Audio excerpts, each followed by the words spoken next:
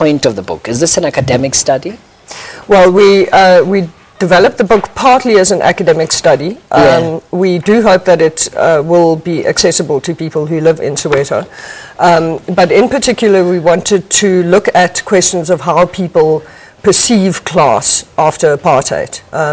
Because obviously you have within academia, there would be debates, for example, about whether there is still a working class with the growth of what we call precarious work. So casual work, people who are working, you know, you might be a permanent casual, but people are asking, are these people still working class? Do they still see themselves as working class? We heard a lot from many studies about the huge growth of the African middle class in South Africa after apartheid. So that was another thing that we wanted to look into, is how real is that? Yeah. So who's the book intended for? Well, it is intended to deal with academic debates. Okay. So those debates that I mentioned. Apart from the book, we produced a documentary movie that looks specifically at the question of the middle class. Okay. Which is an extremely accessible but still academically sound thing that we put together. We went out and just had conversations with some people in Soweto. This is what they had to say about how they see themselves in the country's largest township. Let's take a look at this clip. I consider myself middle class because I can wake up in the morning, have food to eat, have clothes on my back, I go to school. I think churches actually devour the poor or being rich, because some churches, you get there and you see people wearing all these classy clothes and wearing heels and stuff, and you'll be like, maybe I don't belong here because I don't dress the same as they do.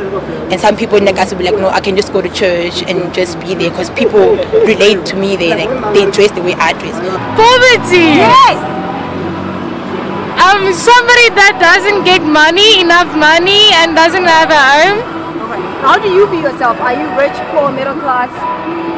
I'm middle class, I think. Church is not for both poor or rich, but it's for us all.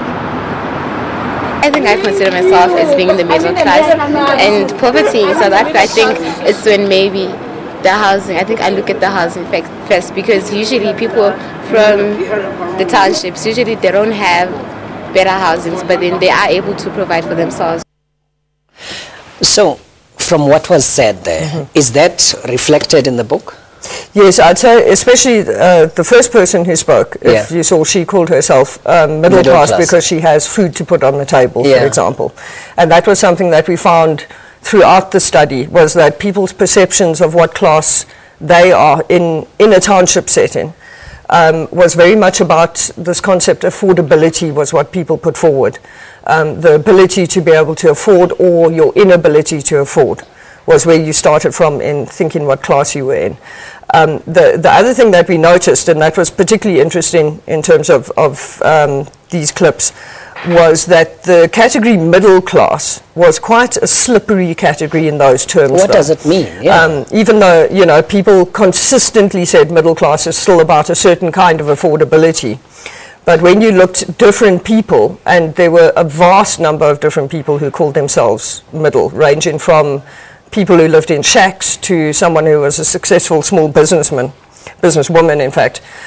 You know, they were all still perceiving themselves as middle class, but what they were saying was middle class would be very different depending on where they were coming from. So the woman in the shack would say, I'm middle class because I can still feed myself, I have a generator and my neighbors don't have one.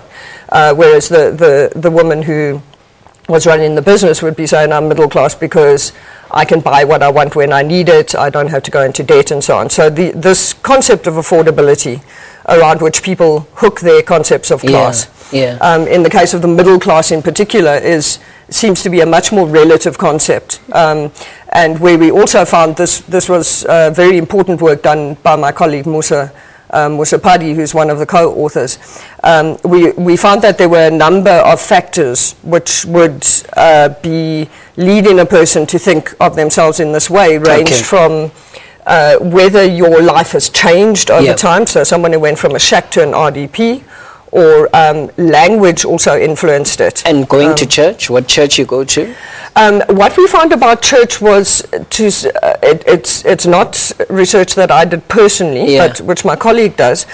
Some of the things that came out of it was that the kind of church you go to might to some extent reflect your class. Okay. But that also with certain mainstream churches, for example, you would get people going to church in order to get access to people from different classes for various networks of support and so on. Okay, so it's really, there's very interesting insights. The book is called Class in Soweto. Is it available at all leading bookstores? Yes, I believe it is. At what price, do you know?